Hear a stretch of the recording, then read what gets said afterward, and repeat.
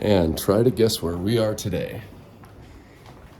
You just saw the outdoor view out a balcony window. You're seeing Tupac and Biggie. You're seeing the founder and CEO of this company who works at this office. Do you want to introduce yourself? Sure, why not? Let me get my glasses on first. Hi, my name is Dari Odumade, founder and CEO at CHEKKIT Technologies, and welcome to CHEKKIT Technologies. So we're in your office. Why do you love, as the founder and a successful business person, who's actually had several businesses from a young age, why do you like looking up at Biggie, a crucifix, and Tupac? I mean, it just reminds me that the entire world is a ghetto, and then you have to struggle it out. So it just inspires me to keep going, right? So, Wow. Yeah, All right. It's more like it. Are you religious? It begs the question, are you spiritual? Yeah? Absolutely. So don't take having a crucifix in the middle, and then Tupac and Biggie on right and left side, meaning something about Christ and all that. No, it doesn't. Yeah. But the crucifix does mean something about Christ, because I am a Christian. Okay. And I believe in God. Okay. But I don't want to have an image of someone here. I'd rather have an image of the crucifix that signifies the presence of God on earth, right? Okay. And what I believe in, which is God being the ultimate creator of all our lives, and the one that gave me the power to also create. You know what I mean? I got a shot with you and the two great ones. Do you have a confession? Do you think one is better than the other? Or do you not want to go there? So I just prefer one Okay. to another, to the other. All right. But then it doesn't mean I factor them being better than the other. Okay. Right? All right, I very prefer good. Tupac, let's put it that way. I prefer Tupac as well. Why do you prefer Tupac? Yeah, I prefer it's kind of rap melody, Okay. I enjoy it, and I think it's a lot more poetic than Biggie in his writing. Yeah. So that's just... Hey, have you come across his book that he wrote before he was famous? It's actually a collection of poems that he wrote before he was famous that was collected and published by his mother. It was called A Rose That Grew from Concrete. Do you think either or both of them are still alive? I think Tupac may still be alive. Okay. Because his last album was called Machiavelli. And nobody really saw him get shot, in the real sense. And Machiavelli, by the way, the conspiracy theory is that why would you call yourself Machiavelli? Because Machiavelli, I don't know if this is actually true or not, but it's a fun theory, supposedly faked his own death to increase his power, because he realized if people think I'm dead, I'll have more power behind the scenes to affect what's going on. So this is all tongue-in-cheek. I don't actually have a strongly held belief, but the story is interesting. Yeah, it is, and that has actually been proven a lot of times by the kind of ways that artist music goes viral. Immediately they die. That's right. That's the other part of the theory. Is like if you look at the history, the value of the catalog goes up with your death. So why wouldn't you fake your own death and enjoy the riches while you're still alive? So it's a great theory. If Biggie and Tupac, if you're watching this, respect. If you faked your death to increase the value of your Okay, let's move on in case people begin to think that we're wacky for some reason. But let me shut this. But actually, one of the things we're going to see on this tour is visual triggers as people walk in that are supposed to trigger playfulness and creativity. Absolutely, because we want to focus on the fact that CHEKKIT, what we do is infrastructural business. We basically build infrastructure technology where we basically help with traceability of products, particularly pharmaceutical products. So you'd be able to know the authenticity of the drug you're buying, and also give feedback directly to the brand. So the brand knows exactly what you're thinking, what you're saying, and why you're buying their product, or what you don't like about their product, so they can fix it for you, right? Yeah. We hope we didn't bury the lead. To re-emphasize, the reason anybody would care about CHEKKIT is you want to live. Absolutely. And it's actually life-threatening that there's counterfeit pharmaceutical products. Counterfeit pharmaceutical products, and CHEKKIT is solving that problem. Absolutely. I wanted to get down a little bit of the decorations here because you got this up. This has been a theme of the visit to Nigeria. Some people with family businesses have been asking, how do you keep the hunger? How do you stay hungry? Stay foolish. I love this one. Stay foolish also, right? What we know is a drop, what you don't know is an ocean. That's right. How do you keep that? Yeah? So this is the room where the engineers are able to create, feel inspired, and focus on what they need to do to save lives. So we build all our technologies here. We are primarily a Nigerian company, and we are Nigerian founded, Nigeria team completely, right? However, we are actually open to more diverse culture, so we're definitely interested in having more foreigners on our team as well, because we are a global business at the end of the day. So yeah, this is where the engineers create the entire tech of CHEKKIT. And we should be emphasizing that you pioneered this product and others in Nigeria. And we can talk about some of your backstory, but you are reaching out to the whole world. Absolutely. So some of my backstory talks about where I come from, why I think it was important to build technology to save lives, or basically create an impact, right? I come from Lagos, Nigeria, somewhere around here, I believe, is where I grew up, which is in Lagos, Nigeria, some part in Agege. And I got a vision of the entire world from there. My interest has always been to build technology that can make processes better, particularly in Africa, where there are a lot of problems. And I see these problems as opportunities, right, to make an impact or make an income. But yeah, my creative power, I realized quite early, was in creating software solutions for people's key problems, right? So I've done that in social media space, I've done that in music streaming and messaging. Now I'm doing it in infrastructure technology for traceability of consumer goods and pharmaceuticals. And yeah, we're happy to have been doing this for the last 4 years. We've serialized over 50 million products, received over 1 million consumer authentications of most of these products. Can you repeat those numbers? 50 million times somebody has authenticated a product, is that right? No, so 50 million serial codes have been placed on products. So 50 or 15, sorry. 50, 50, okay. That's right. So serial codes like this, yeah. Serial codes in data matrix form. Let me see here. So more like this. Okay. Right, so these are serial codes. All right, QR code, Yeah. serial code. Yeah. But also we do sticker labels. I think the sticker labels are in my office, but yeah, this is one of it. So you find this on most products in Nigeria. You can scratch off to reveal the PIN and the QR code and then verify it to verify the authenticity of a product. Particularly this Supermalt now, one of our customers, they put on like 500 to 1,000 naira on some of the labels we give them. So if you authenticate some products, you may not have a reward, but if you authenticate most of these products, you get a reward instantly. So people should use, they can use the product and actually make a little bit of money. They get rewarded. Absolutely. And you can make money by this. Does the consumer have to pay for this? Absolutely not. The business model is the brands pay for the service, so the brand gets brand protection as well as consumer intelligence. So they're able to get insights on what consumers are saying, thinking about their products, intelligence that can use to increase their marketing capacity and possibly even sales. So we are able to get them, 60 times more engagement that they were able to get before. 60 times. 60 times more engagement, because typically brands don't really engage with their consumers through their product packs, right? So now we're making it possible for you to actually engage with your consumer directly just through your product packs, through the serial codes that we put on products. So that gives you access to consumer data. And the consumer has two incentives, really. One is, especially if it's medicine, they know that it's authentic and not counterfeit. That's right. It's not going to kill you or fail to work. And they can make a few dollars, basically. It's brilliant. The more you tell me about it, the more brilliant it is. There's another quote.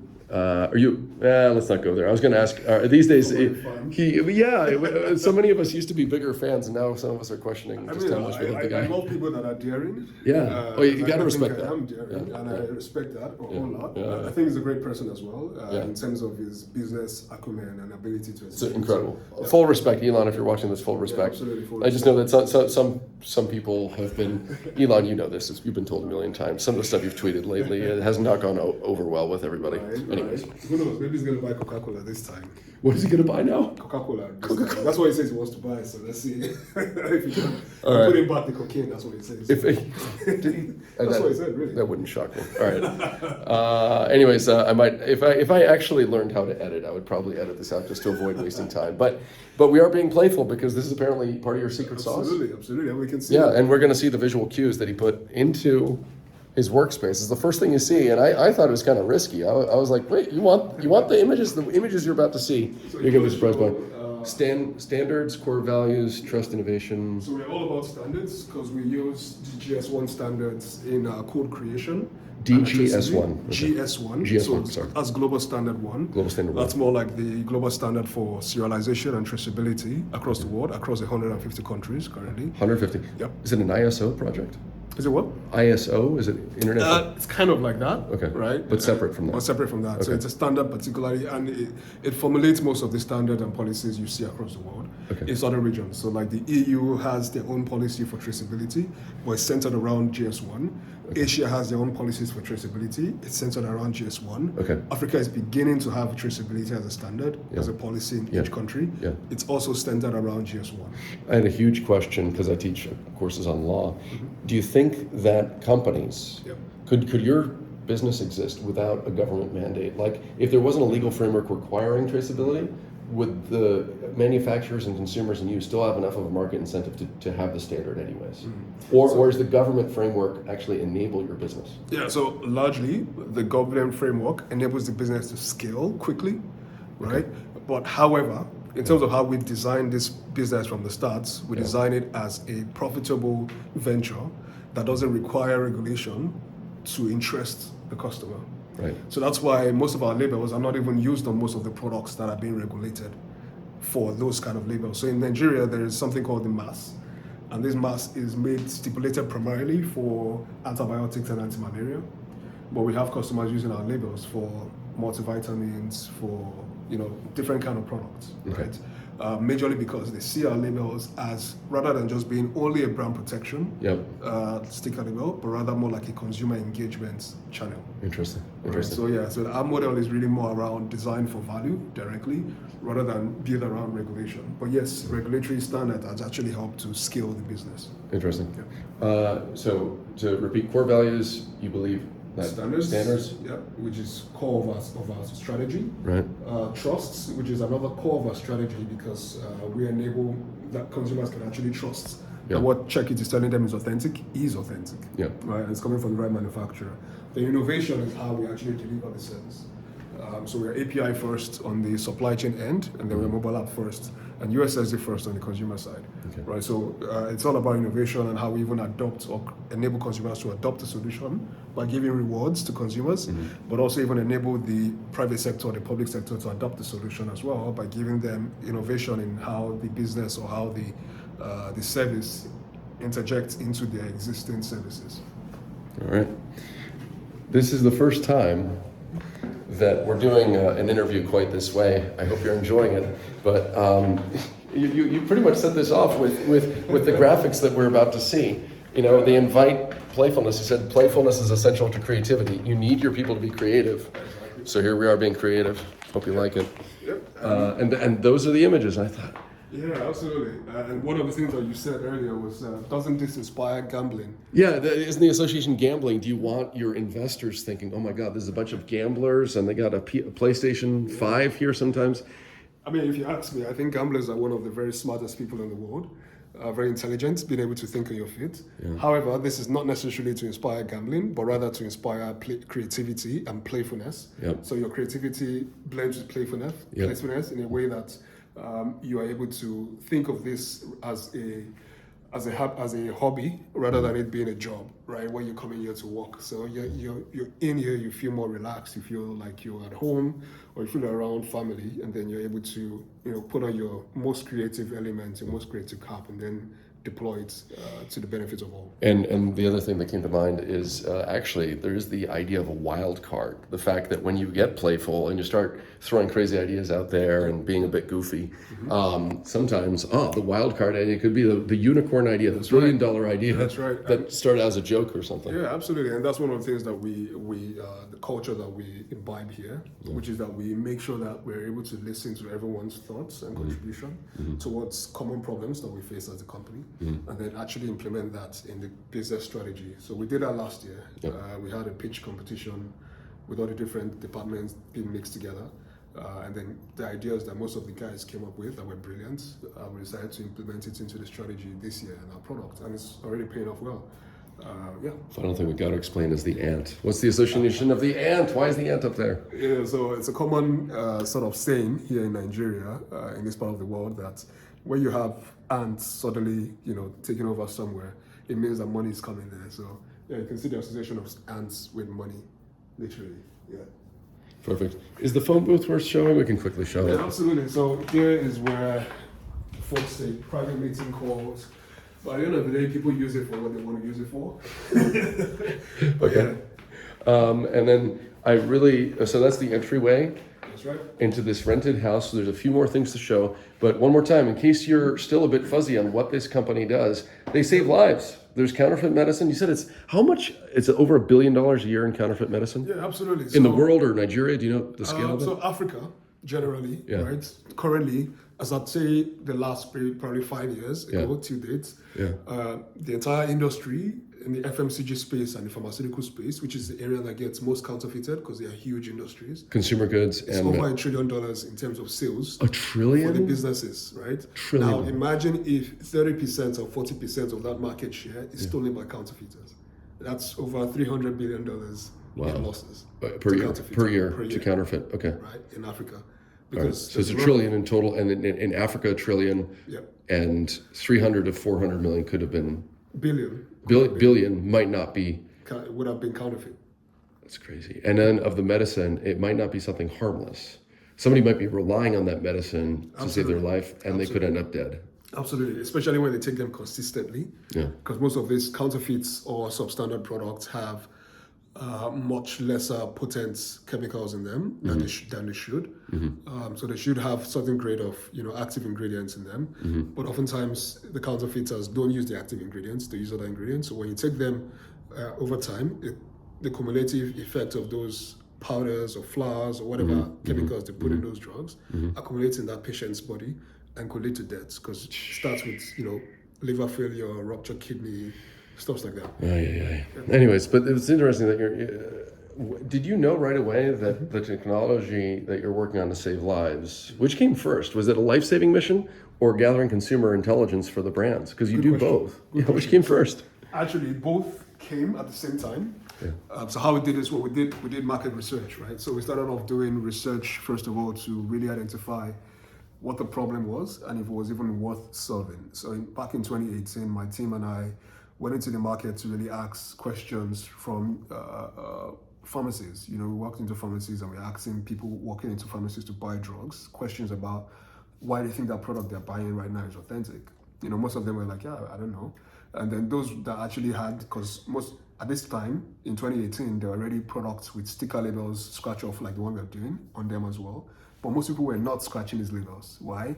Because when you pick up a product that you've authenticated once, and then you pick up that same product probably 5 other times, you're not going to authenticate it again because you feel it's already authentic and the label on it is likely original. But oftentimes we could be wrong, right? Because counterfeiters can create similar labels and put them on products. So if you don't authenticate them, how do you even know it's authentic?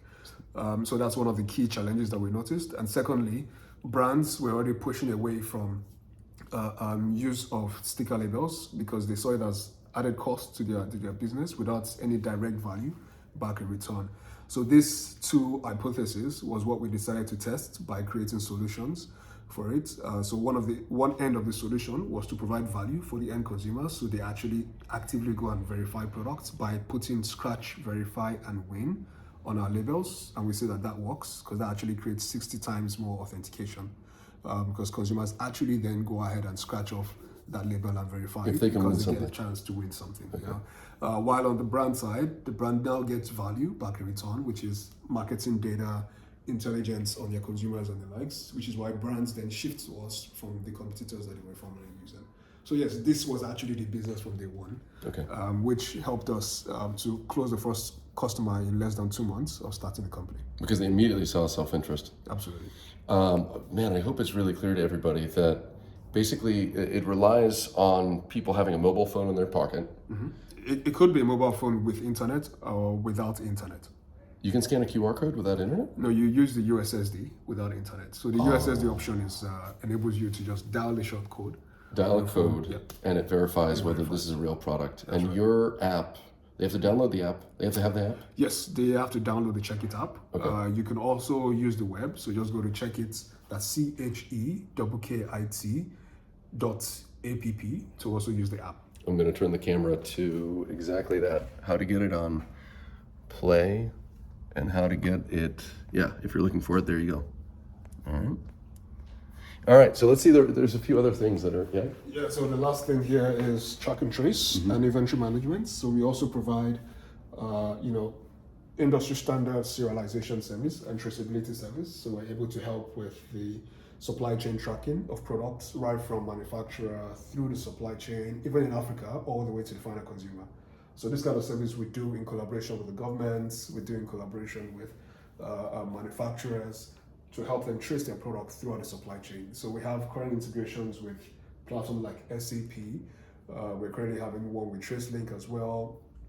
We're also working with the donor sector in Nigeria and also with the federal government of Nigeria to trace products through the public supply chain.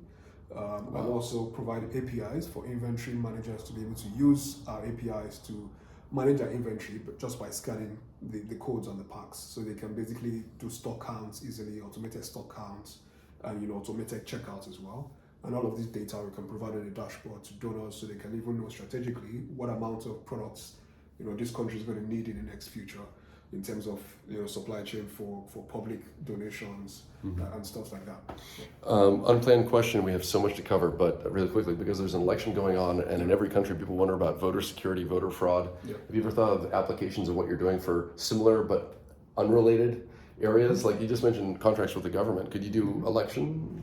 Absolutely. I mean, so the technology has the capability Yeah. of taking elections or running elections because we have unique ID generators. Yeah, people said it's actually really secure here. There's unique IDs. Yeah. So we could Is that true, by the way? Or is it really tight security? You mean for the election? Yeah, or is there still voter fraud? I mean, so the elections right now is still very much manual in a sense, because people still have to go out on print. Okay. So that already is very manual. However, it's been attached to some sort of verification system when you get your voter's card. So you need to register an identity, and then your identity is matched to your voter's card. Okay. So basically, when you actually have a voter's card, you're already marked as a unique ID. You already have a unique ID, right? Okay. But what we've seen over time is people creating fake voter's card or underage voter's card, and those people are still voting as well. Especially seen from the north based on media statements and the like. So, but yeah, that happens quite often. Hopefully, this year's election is more secured. So, without sounding too negative or too positive, it is interesting though that these ideas are being used here, and we'll see to what effect. I really wanted to show a few more things here. The kitchen's a kitchen. It's nice. There are a few more quotes in here. This is also where some of your programmers work, right? Yeah, so here we have the sales and marketing team. Okay. So we have a review of the entire world just to inspire them as well on where they can sell the products, because we sell to brands in and outside of Nigeria. You sell to brands in and outside of Nigeria. Do you want to mention some of the markets outside of Nigeria? So yeah, Pakistan. We've been in Afghanistan as well. You've been in Afghanistan? I mean, the product has. The product has. Right. Are you still there? Are you still? No, so we couldn't stay after the unrest happened. We actually had a deal with the government to run a nationwide traceability service. For which? After we did a pilot for pharmaceutical products in Afghanistan. Okay. Yeah. Wow. We did a pilot there for I think 6 months. And then the government said, hey, we want our labels on over 200 million products. Wow. 2 months later, the government was out. Things changed. Yeah. Really quickly, do you want to explain the significance of this? This is a monument in Lagos, right? That's a monument in Lagos, correct. It's usually seen around the Eyo Festival, which is oftentimes synonymous with the culture in Lagos, where people are fishermen. So this is more like the masquerade or festival masquerade that comes up every time the festival holds. Yeah. Okay. So we're done with a tour of the office, and now we want to blast through questions that we've already discussed, and we realized you have something to say about all these topics. First off, contracts. What did you learn? And we also are going to cover some questions about, could anybody do what you've done? Yeah. Because people might be wondering about that in these conversations here in Nigeria. Yeah. Let's start with the big 5 legal topics, though. Contracts. What have you learned to always include in contracts? So I've learned over time through my own personal experience that there's always a need to include a term that allows you to renegotiate in future, particularly because in the early stages, when you're negotiating as a startup, you don't have a lot of leverage. So you can always get a lot of bullshit deals pushed to you. And because you need the money or you need the chance, you take the deal. In the future, it becomes more like you're working for that investor or that partner, so to say. So the best thing is to always include a clause that allows you to renegotiate the deal 12 months after, 18 months after, 24 months after. because that period of time, you've used that period of time to actually scope the potential of the partnership, and then you actually now know better what you need out of it, right? Then you can negotiate for that then. And also you've proven yourself to the partner during that period of time as well, that you're capable of doing big things. Yeah. Next topic, business formation. What did you learn about business formation? So trademark, IP, super important. You went straight to IP. Yeah, Okay. IP, super Yeah, let's talk important. about it. Yeah, so I mean, if you look at it, for us, one of the advantage we have is that in the early days, we patented our authentication process. Because again, like I said, we did a research to find out that people were not authenticating products because they felt there was really nothing in it for them. While brands were moving away from brand protection because they felt it was only cost to their business. So when we created a solution for it and we realized it works, we decided to IP the process of authentication that allows you as a consumer to authenticate a product, give a feedback, and then get a reward for doing that. All right, so that process we patented In Nigeria. in Nigeria and also globally, particularly from the point of view of authentication. So now we're doing a global patent with the USPTO for that. So in the process of authentication, whether you're authenticating on QR, authenticating with PIN, authenticating with pigments, as far as you're verifying a product, and then in that same verification process, you get to give us a feedback through a short survey, and then you get a reward for doing that. Yeah, that process we decided to patent because we then realized that that actually gives us access to data, very valuable data, through which we're able to generate intelligence for brands, particularly from people who are actually engaging and consuming their products. So yeah, now we've also done trademark for the name CHEKKIT, because obviously it's like a play on English to spell out CHEKKIT with a double K. But we actually had issues with that in the past as well, but we've seen the advantage of actually registering the trademark quite early enough and still registering it in other regions.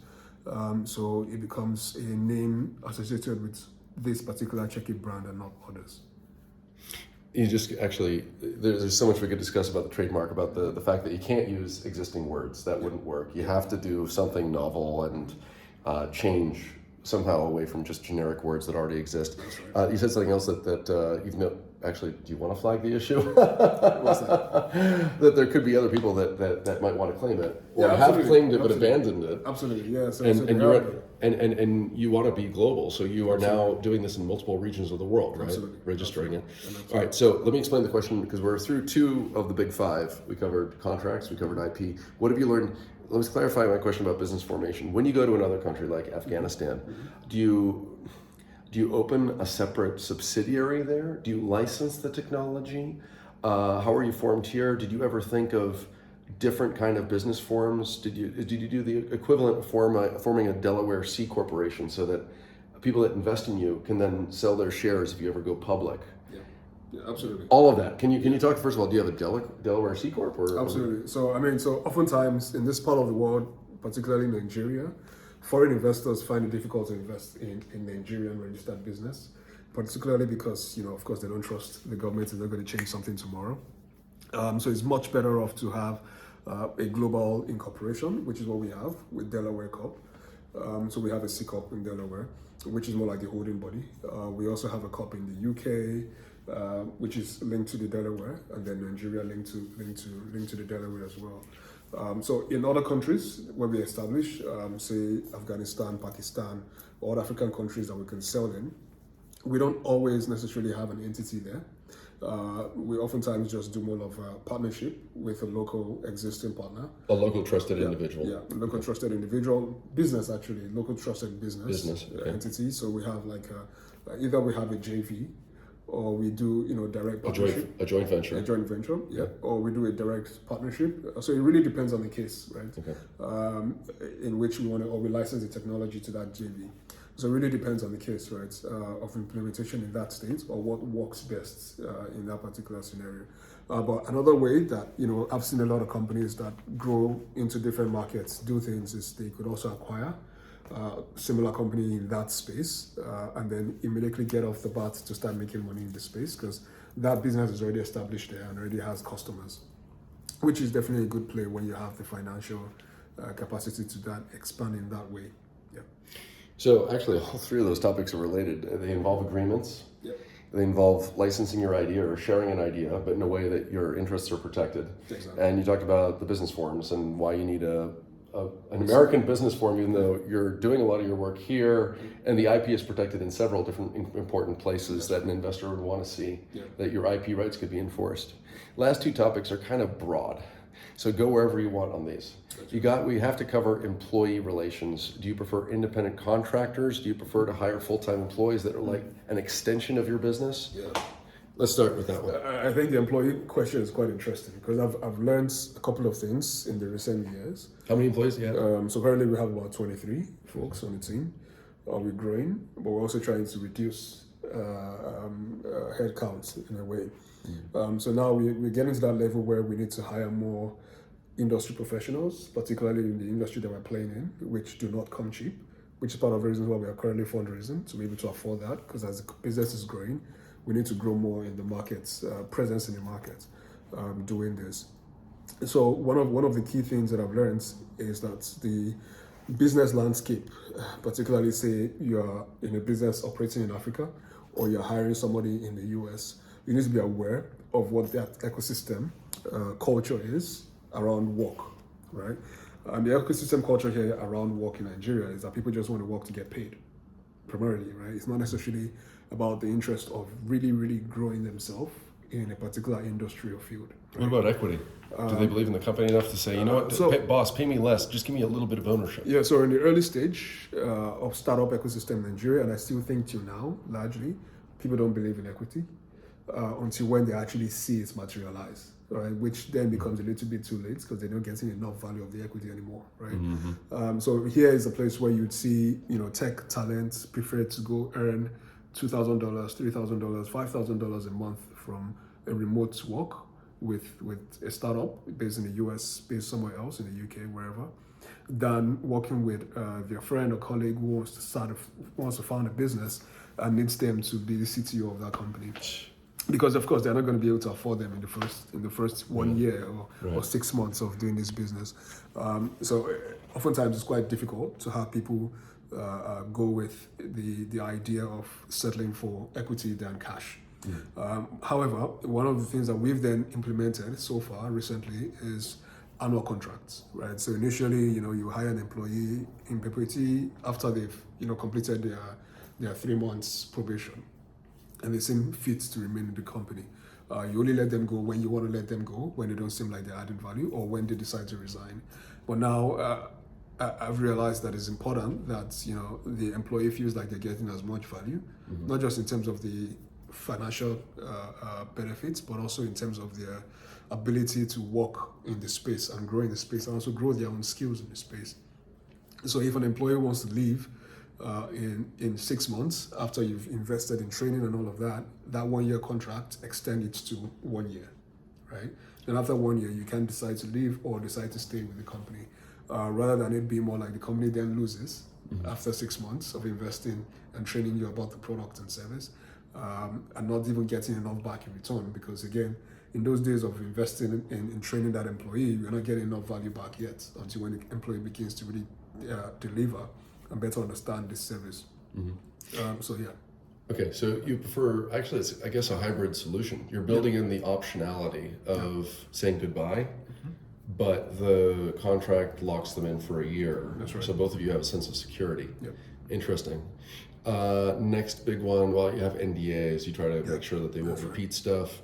Let's make sure we cover the last of the big five if you're keeping count. The last topic is, let's combine two topics that are really kind of related. Sometimes a product or a service or a person hurts another person, and there ends up being liability. That's right. Or what we might call torts. And so I'm wondering if you wanted to say anything about the topic. Have you sued anybody? Has anybody sued you? Have a product or a service ever failed such that somebody gets hurt? I mean, there must be product liability concerns now that I think about it. Yeah. People are putting their life in your hands to say, check it. Yeah. Will I live if I take this tablet? Is this tablet real, or am I going to die? Or is the tablet going to save my life, or is it useless? Yeah. And so, do you talk about that with your investors, the liability issues? Absolutely. So that's why we have user terms and conditions for the mobile application as well as the USSD. Okay. Because we also do data gathering, data collection. And you got to make sure they agree to it. Yeah, so we basically have this compliance with the GDPR, NDPR regulatory standards. The European Union privacy rules. Yeah, as well as the Nigerian privacy rules, particularly by taking consent from users and being very explicit about what their data will be used for, and also giving them access to being able to delete their data anytime they want to. There's a right to forget in Nigeria? Yeah. Wow. Yeah, absolutely. A right to be forgotten, they call it in Europe. Okay. Absolutely. So yeah, we give that option to unsubscribe, so to say. Unsubscribe and delete your data from your records. Yeah. So from the records, particularly, I mean, we majorly collect PII data, but we also collect more of insights on through survey questions and. For those who don't know, what's a PII? That's more like personal information of that person. Right. Personal individual information. Okay. Yeah, absolutely. So, so basically, we try to manage by doing that. But also, of course, in our terms and conditions as well, we make it clear that the data, the master data of that product that we're putting our serial code on, or that we're representing or authenticating, we ensure that it's actually coming from the legitimate manufacturer, right? Which is why we go with the standards. We go with the GS1 standard, EPCIS. So basically, the data is coming in from a platform that is already validating that it's coming from the authentic manufacturer, right? And it can be traced back to this particular manufacturer, and the manufacturer can say, no, it's not my product, right? Because we got this data from them in the first place, and there's an audit trail of showing it back that this is. So CHEKKIT is more like an enabler. We don't necessarily own the products that we authenticate or vie for the product's content itself, but we can vie that this is coming from the manufacturer it says it's coming from, right? That's what our technology does. So basically, yes, absolutely, consumers should trust us, provided that they trust the products that they're buying from that manufacturer. And the generalizable lesson to somebody watching this is get consent, put out your terms and conditions, here are the rules of what we're doing, what we're promising, what we're not promising. And if you misuse our product, well, we can't be responsible if you're misusing it. I think that would be a way you control the risk. All right, so this has already been very rich, very valuable. A few more big questions. And we've pre-gamed these, we've discussed these. First of all, we've look, let's be real. You described, and others, and you can kind of detect this, we're in a very safe, constructive, privileged bubble.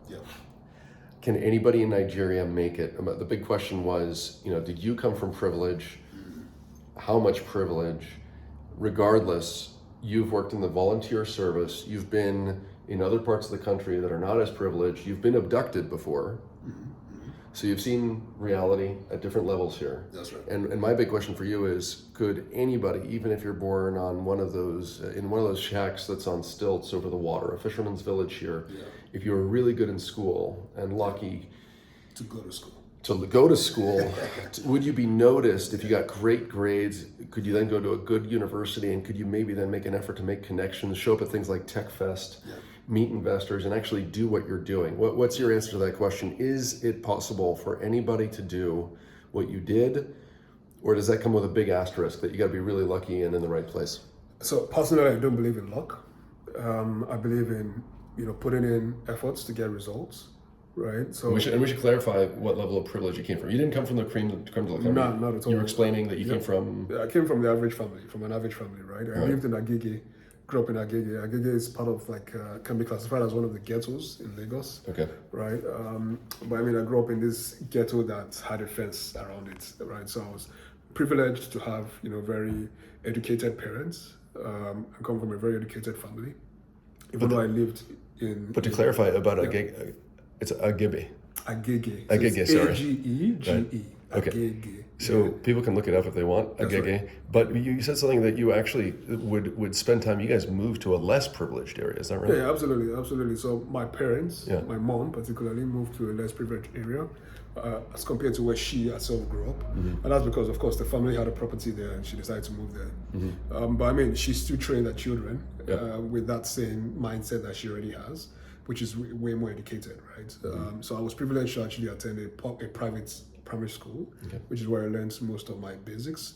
But then I was also very privileged to have had a grandmother that is an educationist, right? She was what do you call it?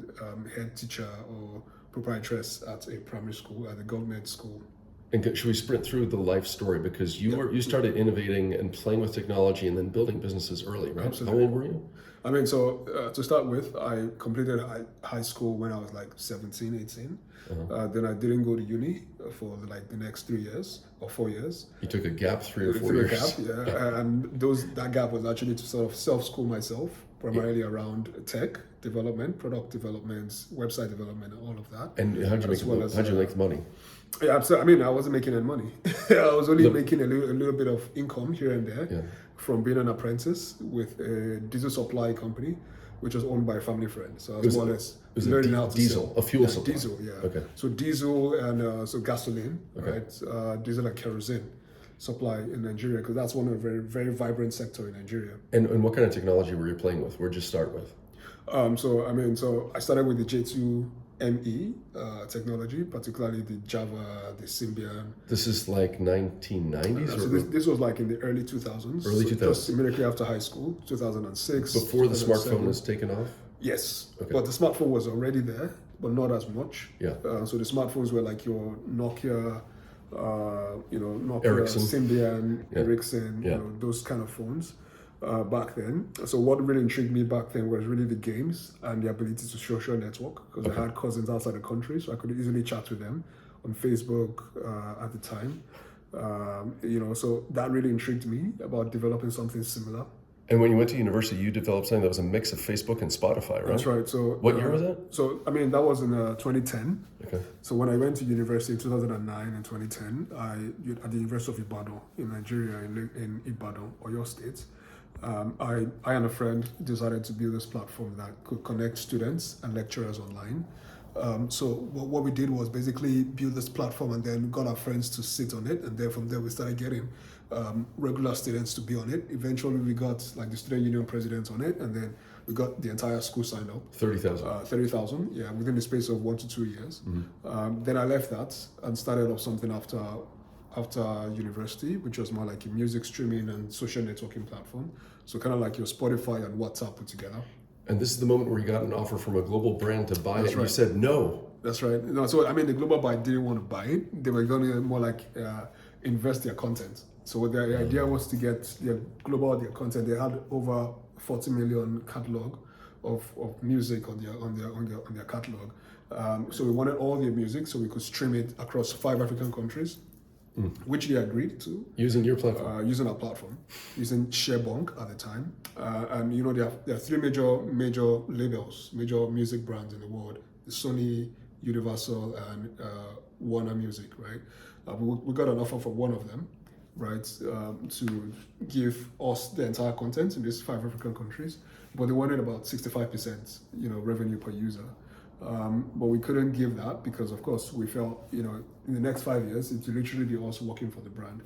So I walked away from that deal, not being very smart enough to know that I should have. You walked away because you thought they'd be getting too much and you'd resent it. Exactly. So, and we couldn't negotiate it because it was more like a take it or leave it scenario, right? Because, of course, they have the content, which is why YouTube, for instance, is making a killing in the music industry, and the leaders in the music industry hate it, right? Because they were in a position to negotiate terms that were good for them. No, not right? necessarily, because they created terms for themselves. So YouTube allows you to put in the content. They don't go to the music labels to source the content, which means they control the content. Huh. Exactly. So that's the spin on the music industry.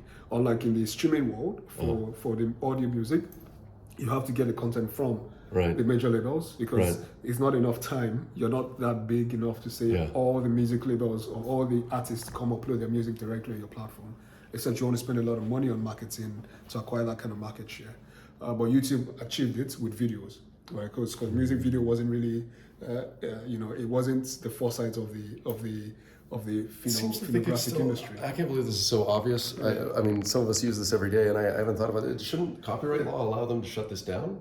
I mean, so YouTube allows you to put in the content. So basically, you still own your copyright. YouTube doesn't own the copyright.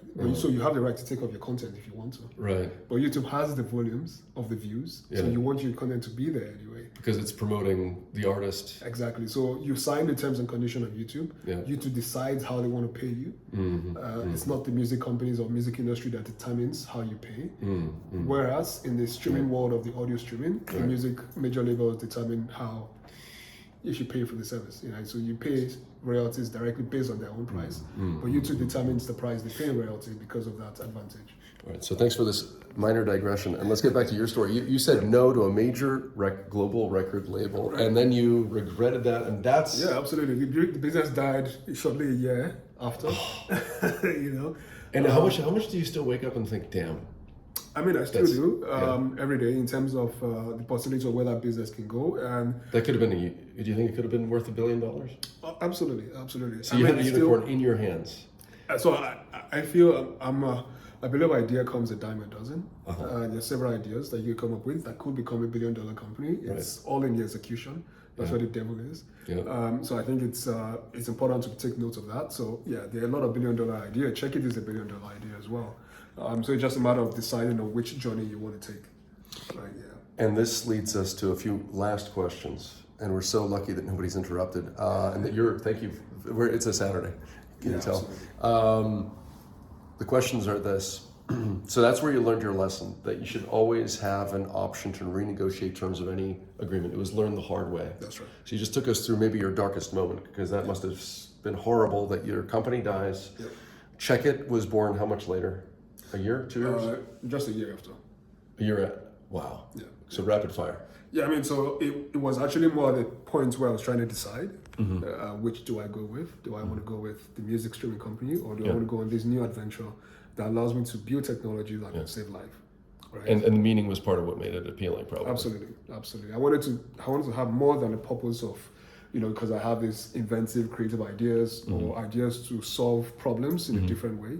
I wanted it to be more impactful and much more impactful reasons to keep building technology, and saving lives kind of sounded like it to me. All right, last few things. You already covered the fact that you believe that actually a pretty large percentage, maybe not everybody, we don't want to sound naive here, but a big percentage of people, maybe more people than we imagine, in an economy where there's a lot of poverty, that a lot of people that are you actually would go on record to say that people in poverty, a lot of them could be as lucky as you if they worked as hard and valued the same things? Absolutely. So I think it's also a matter of how their environment helps them to develop and their own will to develop personally, right? Yeah. Because yes, you might be born into poverty in the early stage, but as you begin to expose yourself to certain realities in life and not box in the fact that you feel the knowledge you've been able to acquire probably in your first 15 years is the best knowledge ever. Right, provided you open your mind to the fact that there's more important knowledge, there's better knowledge to gather, or there's more things to learn generally and see, you're giving yourself that room to improve yourself, right? So it's a mindset thing. It is a mindset thing, and you're echoing brilliantly the Newton quote that what you know is a drop, and what you don't know is the ocean. Absolutely. A few more big questions. Any myth busting you want to do about Nigeria, especially for those people who still think Nigeria? Or you say Nigeria, and whether they admit it or not, they think, oh yeah, Boko Haram and corruption and Nigerian prince letters. Let's come full force right at it. Do you find those stereotypes offensive? Do you want to myth bust? And what's the reality? So I absolutely think and feel that Nigeria is not one place, right? It's not just Boko Haram everywhere. It's basically the same in every other country, right? The same thing you have in the US, where you have shootings happening in stores here and there. You have poverty. But you have Hollywood and the likes in another area, where people are able to relax themselves and have fun and have the best of life. Las Vegas and the like. So it's the same thing in Nigeria. So Lagos is very peaceful. There are areas in Nigeria that are super peaceful.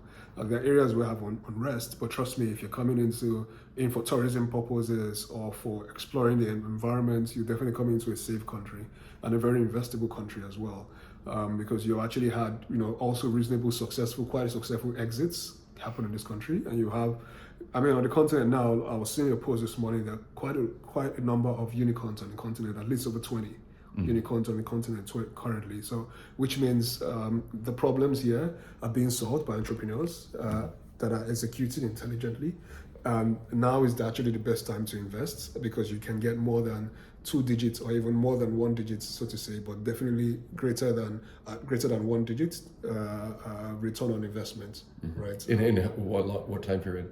Most of the time it could average between 3 to 10 years, right? Depending on the stage of the company you're investing in, and depending on how early you're coming into that company, right? And when you mean, so what you're saying is you can 10x is what you're saying. Absolutely, and this is the place to 10x. You could even 100x. You know, with 200 million people. Absolutely. And Absolutely. people were saying that if you could make it in this environment where it's hyper competitive, there's a lot of factors, including a little bit of volatility, that actually mean that you need to be more nimble maybe than in a stable environment. That makes you more competitive. You'd agree with that thesis? Yeah, absolutely. I think here's a dynamic market where you need to be always able to easily pivot when you need to, and not pivot completely out of your business when you don't need to. Last few stereotypes to bust. What about security and what about corruption? I mean, as you say, the legal system has empowered you to scale faster because there's a requirement to companies to do some kind of validation of authenticity. That's right. But can you, do you want to dispel any myths about corruption? And we're going to wrap up now.